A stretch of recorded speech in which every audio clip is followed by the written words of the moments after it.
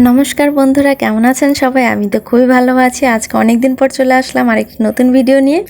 ব্যাপারটা হলো, আজকে রনকের বাবা ছুটিতে আসছে, তো আমাকে বললো তাহলে তুমি রেডি হয়ে থাকো, আর আমি বাসায় গিয়ে তারপর তোমাদেরকে নিয়ে বগুড়াতে যাব। কিন্তু কেন বগুড়াতে যাবে বলুন তো? আসলে রনকের একজোড়া জুতা কেনার ভীষণ প্রয়োজন ছিল। তো দেখতে পাচ্ছেন আমরা কিন্তু বগুড়া থেকে রনকের জুতাটা কিনে নিয়ে আসছি। রনক যেটা পরে আছে ওটাই, আর যেটা ও পরে গিয়েছিল বগুড়াতে ওইটা জুতার বক্সে ঢুকিয়ে ভাবলাম নতুন জুতাটাই পরিয়ে নিয়ে যাই। তো যাই হোক, আমরা জুতাটা কিনে নিয়ে তারপরে চলে আসলাম তা তো বস্ত্রশিল্প মেলাতে। তা আসলে হয়েছিল কি, আমরা যখন বগুড়াতে যাচ্ছিলাম তখন দেখি যে মানে রাস্তায় রাস্তায় বলতে মোহাম্মদ আলী হাসপাতালের সামনেই মেলাটা হচ্ছে। তো ভাবলাম, আমরা জানতামই না যে এখানে মেলা শুরু হয়ে গিয়েছে। মেবি পয়লা বৈশাখ থেকে শুরু হয়েছে মেলাটা। তো ভাবলাম তাহলে ঘুরেই যাই, বাসায় যখন যাচ্ছি মেলাটা ঘুরে তারপরে বাসায় যাই, এজন্য মেলাতে ঢোকা। তো ঢোকার পরে যা অবস্থা হলো যে ছেলে যেদিকে দেখছে সেদিকেই মানে দৌড়াচ্ছে, কোন দিকে যাবে বুঝতে পারছে না। এদিকে দোলনা দেখে ও দৌড় দিয়েছে, ওখানে দোলনায় উঠবে, বাবার সাথে জেদ শুরু করে দিয়েছে। মানে ছোট হলে হবে কি, সবই কিন্তু বোঝে। ওর এখন খেলার বয়স যেহেতু, এই জন্য খেলাধুলার জিনিস দেখলেই পাগল হয়ে যায় যে ওখানে উঠবে ওখানে উঠবে। তো যাই হোক, তারপরে দেখুন কত সুন্দর করে সব কিছু সাজিয়েছে, ডেকোরেশন করেছে, ভীষণ সুন্দর লাগছিল। বিশেষ করে লাইটিংগুলো যে ডিজাইন করে করে সুন্দর করে সাজিয়েছে না, দারুণ লাগছিল একদম। তবে মেলার কাজ কিন্তু এখনও শেষ হয়নি, এখনও অনেকগুলো কাজ বাকি আছে, মানে অনেক ডেকোরেশন বাকি আছে, এখনও অনেক দোকানপাট এখনও খুলেই নাই। মানে সব দোকানপাট এখনও খুলে নাই, কিছু কিছু দোকান খুলেছে, কিছু কিছু দোকান এখনও খুলে নাই।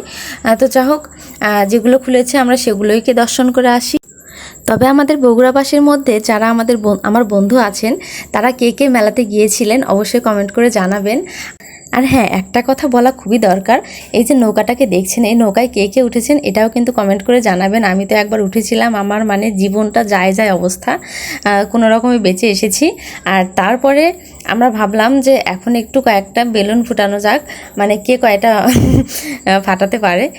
তো প্রথমে আমার হাজব্যান্ড ট্রাই করছিল, ও তো 5টার মধ্যে 5টা মানে 10টা বেলুন ফাটাতে হবে, তার মধ্যে ও ভাবলাম ও 5টা ফাটাবে, আমি 5টা ফাটাবো।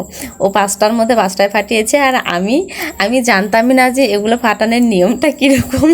আমি তো হযবরল যেদিকে পারছি সেদিকে ফাটিয়ে দিয়েছি। আর তারপরে আমার হাজব্যান্ড বলছে, তুমি এগুলো কোথায় কোথায় দিলে? আমি বুঝলাম না, আমি তো ভিডিও করলাম, আমি তো দেখছি তুমি ঠিক মতো লাগাতেই পারোনি। তখন আমি বললাম আসলে আমি তো জানি না কীভাবে, তখন ও আসলে বুঝিয়ে দিল যে এটা সিরিয়ালে ফাটাতে হয়।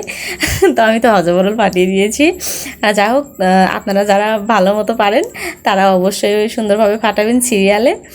আমি জানতাম না বিধায় আমি হযবরল করে ফেলেছি। আর তারপরে ওখান থেকে চলে আসলাম। ছেলে বায়না ধরেছে হাতিতে উঠবে, ঘোড়াতে উঠবে, কিন্তু ও তো এখনও অনেক ছোট, ওকে একা একা ওগুলোতে কিভাবে তুলে দিব? যদি পড়ে টরে যায়, ও তো এখনও মানে ওগুলোতে একা একা উঠতে পারবে না। এই জন্য ভাবলাম তাহলে ছেলেকে সাথে নিয়ে এই যে ড্রাগনটা দেখছেন, ড্রাগন ট্রেন, এইটাতে উঠে ঘুরে আসি, কারণ এখানে আমিও উঠতে পারবো আর পাশাপাশি ওকে আমি ধরতেও পারবো। এই জন্য ওকে কোলে নিয়ে আমরা কয়েকটা পাক ঘুরলাম, ঘুরে তারপরে ভাবলাম এবার নেমে যাওয়া যাক। কারণ আর রনক তো প্রচুর ইচ্ছা করছিল, মানে রনকের প্রচুর ইচ্ছা করছিল যে ও স্লিপারে উঠবে। তবে স্লিপারে ওকে উঠতে দেয়নি, কারণ ও জানেনই আপনারা, ও অনেক ছোট, ওর দ্বারা সম্ভব না স্লিপারে ওঠা, ও পড়ে যাবে বিধায় আমরা ওই একটাই আর কি উঠেছি। আর তারপরে ভাবলাম এখন অনেকটাই ঘোরাফেরা হলো, তারপরে আমরা চলে আসলাম পুতুল কিনতে। তো ভাবলাম ছেলের জন্য পুতুল কিনি। তারপরে গিয়ে দেখি বাবা, একটা মানে যে পুতুল ধরবো সেটাতে আমি 500 টাকা, যেটা ধরবো সেটাতে আমি 500 টাকা। তো ভাবলাম রনকের অনেকগুলো পুতুলই আছে, দরকার নাই নেওয়ার, নেক্সট টাইম দেখা যাবে। এখন আসলে এত কিছু কেনার মতো ইচ্ছা মানে আমি জানতাম না যেহেতু, এই জন্য সেভাবে প্রিপারেশন নিয়ে আসিনি। তো এমনি দেখে আসলাম, দেখে রেখে তারপরে ভাবলাম এখন বাড়িতে যাওয়া যাক। আর এখনও খাবার দাবারের দোকান ওভাবে বসে নাই, কিছু কিছু দোকান বসেছে কিন্তু ওভাবে এখনও শুরু হয়নি, মোটামুটি চলছে। ভাবলাম নেক্সট টাইমে যখন আসা যাবে তখন ট্রাই করব। আপাতত আজকে এখানে শেষ করছি, আর এই জন্য ভাবলাম এখন সবাইকে একটু বিদায় দিয়ে দিই।